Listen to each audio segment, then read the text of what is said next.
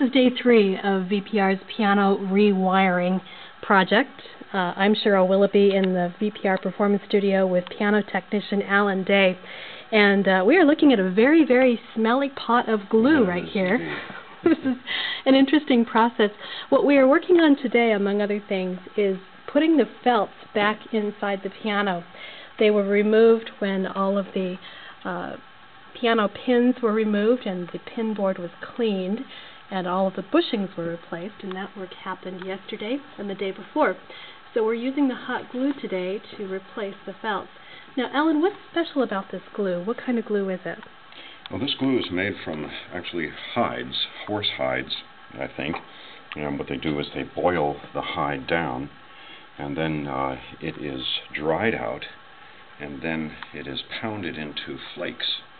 And the flakes then become easy to ship, and then the end user gets a chance to rehydrate the flakes, and the flakes are mixed with water and they're heated up to a certain consistency that is applicable for the job. And I've got a fresh batch of this smelly stuff right here. And you know, the other day what I did is I recoated this with new felt, and this is going to go into this section of the piano. And what I'm going to do is I'm going to, now that the glue is ready, because it took a while, it took a full day, I'm going to spread glue on here. And the beauty about this is that as it starts to cool, it will adhere and then dry pretty instantly. I think it takes a piano tuner to find the beauty in a big smelly can of glue made of animal parts. Well, as long as it works well, right? Right. Yeah. Now, different piano makers use different kinds of glue when they're putting their pianos together. You were talking a little bit about that yesterday. Right. Yamaha is known for not using hide glue, actually. That's correct? Yeah. What kind of glue do they usually use? Resorcinol glue. And resorcinol glue is waterproof. Yamaha seems to feel that that is a safer glue to use, when, especially in high humidity or moisture areas. There was a wonderful, no, I shouldn't say wonderful, spectacular state of events that happened in Houston at the Jones Hall. They had a terrible flood down there maybe about 10 years ago, and their concert grands that they had in the room where it flooded were destroyed, basically. But they had Yamahas and they had Steinways down there. And when the floodwaters receded, the Steinways were completely in thousands of parts, and the Yamahas were still standing. And the difference between those two makers is that Steinway used the hide glue, and that's not waterproof. But the Yamahas were standing still, intact, because they used the resorcinol glues. Were they useful pianos after the flood? No. Yeah. Because the strings rusted and many of the metal parts in the piano became unusable as well. But you are using the hide glue today in a Yamaha piano, which is not known for its use of hide glue, and just for the felt. This hide glue is not being used in a part of the construction where glue is a prominent importance to the integrity of the piano. It's just for the ease of restringing and putting these felts in place. Now, you've made a lot of progress in the last day or so. When I was here yesterday, we didn't have any pins in place, and not only do we have pins and felts, but as you can tell, we also have some of the first wires being replaced in this wiring process that you're working on. So tell us a little bit about what the felts do, for one thing. That's one of the things you'll be working on today. Right. The felt kind of makes a bolster or a friction point from which the string goes over, and in here you can see how this friction point in here helps to stabilize the strings as they are being tuned. And it's important to have that.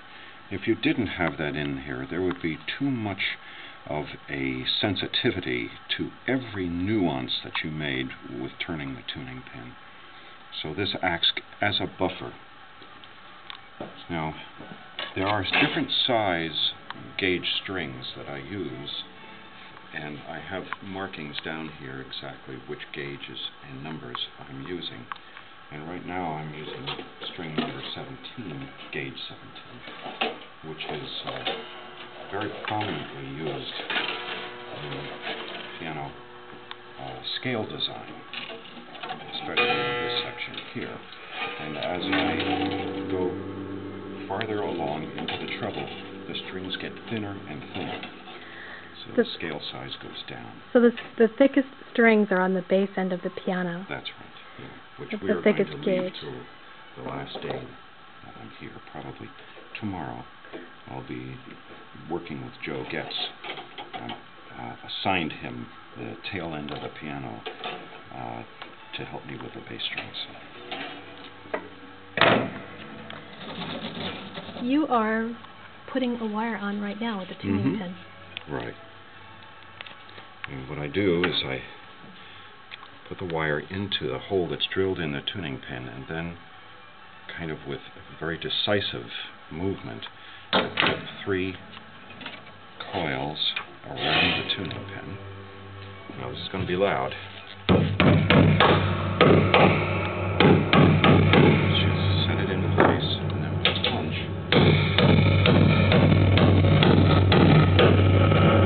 put it down there. And then I want to make sure that where that string enters the pin is at the 6 o'clock position. Our piano is making some really interesting sounds with the strings that are already in here. Now I'm going to come resonating to your side here. Bring the string up and around this pin here, which we call a hitch pin. And then let's put the bridges, and then this is strung like that dog leg around the bridge pins. And this wire is dispensed in this very fancy box. Then I carefully measure with 3 fingers the amount to cut off,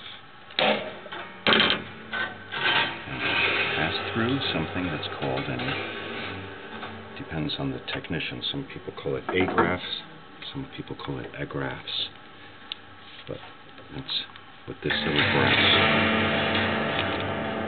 item is. And you see that the string went up and around. It's the same string that makes 2 courses. Some European manufacturers actually have individual tied strings. Oops, that slipped off.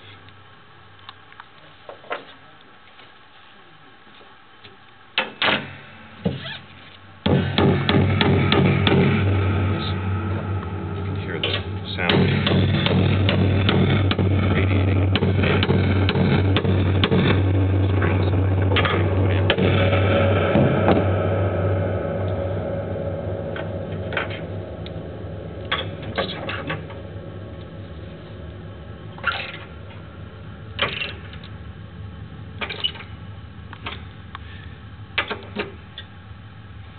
And those are tightened